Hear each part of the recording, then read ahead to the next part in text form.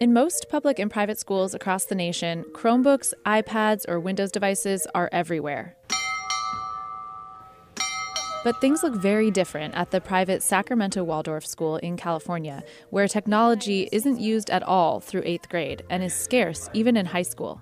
Instead of just turning to my phone to answer a question, to ask a teacher for help or to ask a friend. I just never really knew what it was like to play video games as opposed to running around and having fun outside. We don't have that many screens here, but I can still use the screen really well. You don't have to be on the screen all the time to know how to use it well.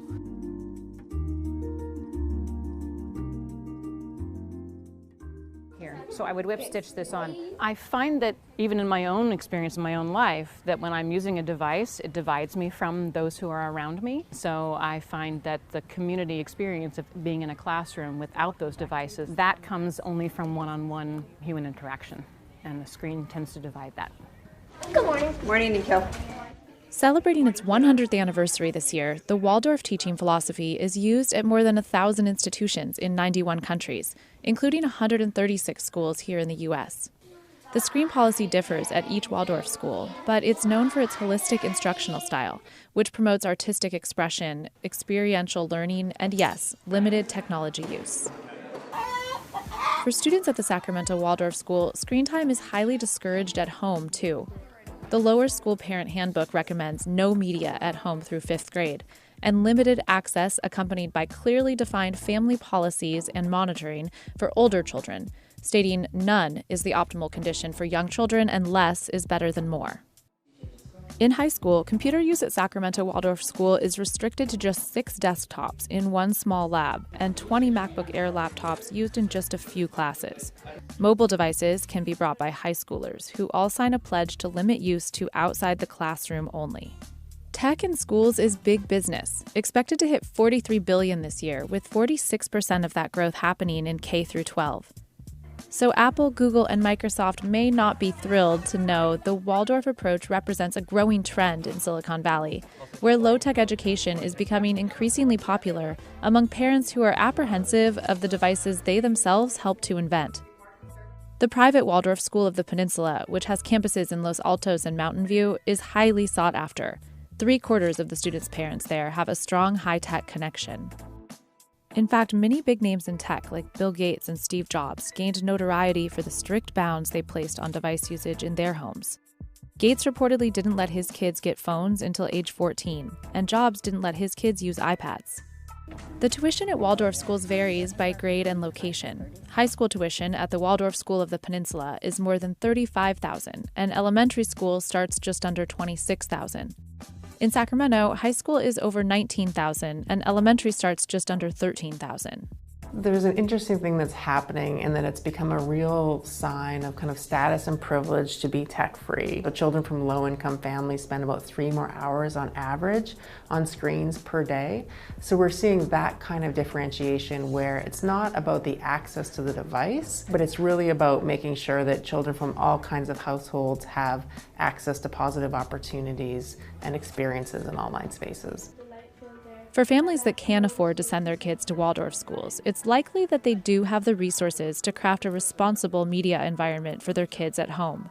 If you're lucky enough to be born into a family with that kind of privilege and resources, you're going to have a lot of different learning opportunities. So I don't think that we can condemn one type of teaching practice over another. It's really about the mix of learning experiences that we create for our kids. And we know within privileged families, those learning experiences are deep and vast and constantly coming in. By the time they're seniors, I don't think there's anything different from other kids necessarily, other than they've maybe had a little more of a balance. At the Sacramento Waldorf School, students in the lower grades aren't taught any computational skills at all. Instead, they learn through tactile immersion. Handwork is a subject that is only in really Waldorf schools, so all of our children learn how to sew and knit and crochet. And when they come through my class, they know how to fix a button, they know how to fix a tear in their clothing. Right now, after I leave you, I'll be taking them out on our hike day. And so the children have been able to watch how the landscape changes and what animals are there during different seasons and what plants are there. And you can't get that same experience from watching that on a screen. Students here also learn how to grow their own food, care for animals on the school's farm, paint, and garden. We have a full working farm on campus, and from 2nd to 10th grade they come out twice a week and have gardening class with myself. But some of our favorite friends are Atticus the llama and Patty the cow, and we have a whole bunch of chickens and a few ducks and a small flock of sheep. Students are used to working with their hands inside the classroom as well. Most of their assignments are handwritten. This type of hands-on practical education appeals to a lot of parents broadly concerned about the growing influence of tech in everyday life. They're raising some of the first kids to grow up with access to smartphones, tablets, and social media. And many educators and academics alike have begun to raise the alarm. One of the things that the research makes clear is that there's a huge impact of cell phones and social media platforms like Instagram and Snapchat and other platforms on kids' brains and on their social and emotional development. There's also links to addictive compulsive behavior, to attention distraction issues, and many other concerns. Teen depression, anxiety, and suicide are also on the rise. At the generational level, studies show that kids today spend less time hanging out with their friends than they used to. Some recent studies have linked these concerning statistics with smartphone use. So it's no wonder parents, and even kids themselves, are worried. I have a few friends of mine who went to middle school, and then now they go to public school, and I know they spend their entire day pretty much on the screen. I hang out with them, and they'll just be like this all the time. We go to like social meetings or whatever, and everyone just be beep, beep, beep, beep, beep, beep. They wouldn't talk, like, how are you? Oh, good. They wouldn't have a complete conversation. Portela says his classmates at Waldorf aren't like that, even though high schoolers like him are allowed to use their phones during breaks. After being raised with Waldorf's policies, many of his peers are also on board with the low-tech approach. When you don't have a phone, you kind of are forced to be social with people. You're forced to go out and have new conversations with people and meet new people, and that's a really valuable skill to know how to do. In an environment where computers are with you all the time, when your phone is there in every class, you tend to turn to your phone or to your device instead of to a teacher or a friend, and so you don't build those skills, those social skills. You also don't learn to ask for help when you need it. While few would dispute the benefits of real-world interactions and experiential education, Odgers does take issue with the popular narrative that an uptick in tech usage is making kids more anxious and less social.